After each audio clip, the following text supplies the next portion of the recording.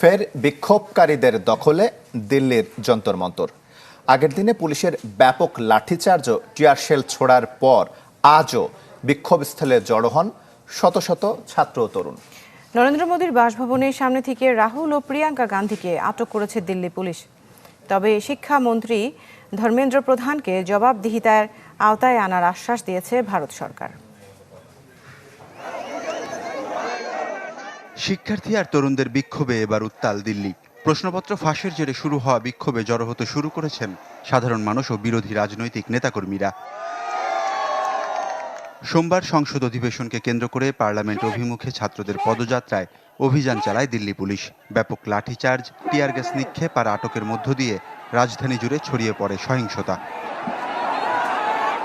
প্রতিবাদে মঙ্গলবার প্রধানমন্ত্রীর বাসভবনের সামনে অবস্থান নেন বিরোধী নেতারা। আন্দোলন স্লোগানের এক পর্যায়ে হস্তক্ষেপ করে দিল্লি পুলিশ।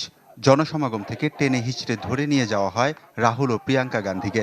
ধস্তাধস্তির এক পর্যায়ে রাহুল গান্ধীর নাক দিয়ে রক্ত ঝরতে দেখা যায়। এ সময় কংগ্রেসের সভাপতি মল্লিকার্জুন খার্গে, সমাজবাদী পার্টির প্রধান অখিলেশ যাদব সহ কংগ্রেসের আরও কয়েকজন শীর্ষ নেতাকেও আটক করে দিল্লি পুলিশ। শুরু থেকে চুপ থাকলেও বিষয়টি নিয়ে মুখ খুলেছেন ভারতের প্রধানমন্ত্রী নরেন্দ্র মোদী। প্রশ্নপত্র ফাঁস রোধ করা জাতীয় দায়িত্ব বলে মোদীর করা মন্তব্য সাংবাদিকদের জানান কেন্দ্রীয় মন্ত্রী কিরেন রিজিজু। দোষীদের সর্বোচ্চ শাস্তি নিশ্চিতে প্রধানমন্ত্রীর একাগ্রতার কথাও বলেন তিনি। এদিকে ককরোচ দলের প্রতিনিধিদের সঙ্গে বৈঠকে বসতেও রাজি হয়েছে ভারত সরকার। শিক্ষামন্ত্রী ধর্মেন্দ্র প্রধানকে জবাবদিহিতার আওতায় আনার আশ্বাসও দিয়েছে গেরুয়া শিবির। গেল মে মাসে সুপ্রিম কোর্টের প্রধান বিচারপতি বেকার যুবকদের তেলাপোকার সাথে তুলনা করলে গঠন করা হয় ব্যঙ্গাত্মক প্ল্যাটফর্ম ককরোচ জনতা পার্টি, যার নেতৃত্বে ভারতের মেডিকেল ও ডেন্টাল কলেজে ভর্তি পরীক্ষায় প্রশ্নপত্র ফাঁস সহ শিক্ষা খাতে নানা অনিয়মের বিরুদ্ধে বিক্ষোভে নামেন সাধারণ ছাত্ররা। সমর্থন জানিয়ে রাজপথে নেমে আসেন লাদাখের শিক্ষাবিদ সোনাম ওয়াংচুকও।